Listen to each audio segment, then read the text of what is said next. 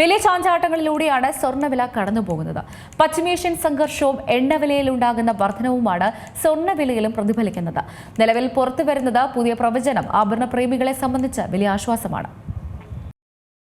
2025 അവസാനമെത്തിയപ്പോൾ സ്വർണ്ണവിലയിലുണ്ടായ വർധനവ് ശരിക്കും പറഞ്ഞാൽ സാധാരണക്കാർക്ക് വലിയ വെല്ലുവിളിയായിരുന്നു. എന്നാൽ 2026 എത്തിയപ്പോഴേക്കും സ്വർണ്ണവില റെക്കോർഡ് ഉയരങ്ങൾ താണ്ടുകയും പിന്നീട് കുത്തനെ ഇടിയുകയും ചെയ്തു. ഇത് ഈ മഞ്ഞലോകത്തിന് അനുകൂലമായിരുന്ന സമീപകാല പ്രവണതകളെ മാറ്റിയെഴുതുന്ന രീതിയായിരുന്നു.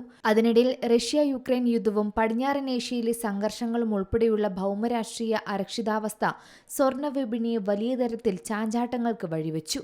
ഇപ്പോൾ സമീപകാലത്തുണ്ടായിരിക്കുന്ന ഇടിവ് താഴ്ന്ന വിലയിൽ സ്വർണം വാങ്ങാനുള്ള അവസരങ്ങൾ ആളുകൾക്ക് നൽകുന്നുണ്ടെങ്കിലും സ്വർണത്തിന്റെ ഭാവി പണപ്പെരുപ്പം, പണലഭ്യത, സെൻട്രൽ ബാങ്ക് നയം എന്നിവയെ ആശ്രയിച്ചു തന്നെയാണ് നിൽക്കുക. പശ്ചിമേഷ്യയിലെ യുദ്ധം തുടരുന്ന സാഹചര്യത്തിൽ എന്തും സംഭവിക്കാം. യുദ്ധം അവസാനിക്കുമെന്ന സൂചനയാണ് ഡൊണാൾഡ് ട്രംപ് നൽകുന്നത്. എന്നാൽ കരസേനയെ കൂട്ടത്തോടെ പശ്ചിമേഷ്യയിൽ എത്തിച്ചിട്ടുമുണ്ട്. അതിനാൽ തന്നെ യുദ്ധം ശക്തമാകാനും അല്ലെങ്കിൽ ഒരുപക്ഷെ അവസാനിപ്പിക്കാനും സാധ്യതയുണ്ട്. യുദ്ധം അവസാനിച്ചാൽ സ്വർണ്ണവില കുത്തനെ ഉയരും. യുദ്ധം തുടർന്നാൽ സ്വർണ്ണവില താഴുമെന്ന് തന്നെയാണ് കണക്കുകൂട്ടൽ. ഇതാണ് വിപണിയിൽ ഇന്ന് പ്രതീക്ഷിക്കുന്ന വിലമാറ്റത്തിനുള്ള കാരണങ്ങളും. ഇറാൻ ഇസ്രയേൽ സംഘർഷങ്ങളുടെ പശ്ചാത്തലത്തിൽ സ്വർണ്ണവില ഇപ്പോഴും ചാഞ്ചാടുന്നത് ശരിക്കും സ്വർണ്ണ വിപണിയെ ബാധിച്ചിട്ടുണ്ട്. നിലവിലെ സ്ഥിതി രൂക്ഷമായാൽ വരും ദിവസങ്ങളിൽ സ്വർണ്ണവില കത്തിക്കയറുമെന്ന് തന്നെയാണ് ആഭരണ വ്യാപാരികൾ പറയുന്നത്. സ്വർണം വാങ്ങാൻ ഉദ്ദേശമുണ്ടെങ്കിൽ ഇപ്പോൾ വാങ്ങിവെക്കുന്നതാണ് നല്ലതെന്നും വ്യാപാരികൾ പറയുന്നു. നിലവിലുള്ളത് ആശ്വാസ കണക്കുകളാണ്. എന്നാൽ ആ ആശ്വാസത്തിനപ്പുറം വലിയ തോതിലേക്ക് സ്വർണ്ണവില മുകളിലേക്ക് നയിക്കുന്ന സാഹചര്യമാണ് ഇനിയുള്ളതെന്നാണ് കണക്കുകൂട്ടൽ. സ്വർണം റെക്കോർഡുകൾ ഭേദിച്ച് മുന്നോട്ട് കുതിക്കും. വില കുത്തനെ കൂടിയാൽ ആളുകൾ ജ്വല്ലറികളിലേക്ക് എത്താനുള്ള സാധ്യതയും ഇനി കുറയും. ആശങ്കകൾ വർദ്ധിക്കുകയാണ്. കൂടാതെ സാമ്പത്തിക ബാധ്യത വർദ്ധിക്കുന്നു എന്നല്ലാതെ പ്രത്യേകിച്ച് വരുമാനമൊന്നും ആളുകൾക്ക് വർദ്ധിപ്പിക്കുന്ന ഒരു സാഹചര്യം ഇന്ന് നിലവിലില്ല. സ്വർണ്ണവില വർദ്ധിക്കുന്നതിനോടൊപ്പം തന്നെ ഉറപ്പായും അവശ്യ സാധനങ്ങളുടെ വിലയും വർദ്ധിക്കുന്നുണ്ട്. പല രീതിയിലുള്ള ക്ഷാമമാണ് ഇന്ന് അനുഭവിക്കുന്നത്. അതുകൊണ്ട് തന്നെ സ്വർണ്ണ വ്യാപാരത്തെ വലിയ തോതിൽ ഇത് ബാധിക്കുന്ന കാര്യത്തിൽ യാതൊരു സംശയവും വേണ്ട.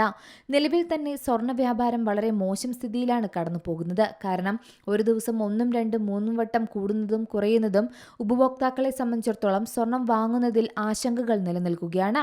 മുന്നോട്ട് വർദ്ധിക്കുന്ന ഒരു സാഹചര്യമാണ് ഇന്ന് സ്വർണത്തിനുള്ളത്. അങ്ങനെയാണെങ്കിൽ വീണ്ടും കൂടുതൽ രൂക്ഷമായ ഒരു സാമ്പത്തിക ബുദ്ധിമുട്ടുകൾ ആളുകൾക്ക് ഉണ്ടാകും.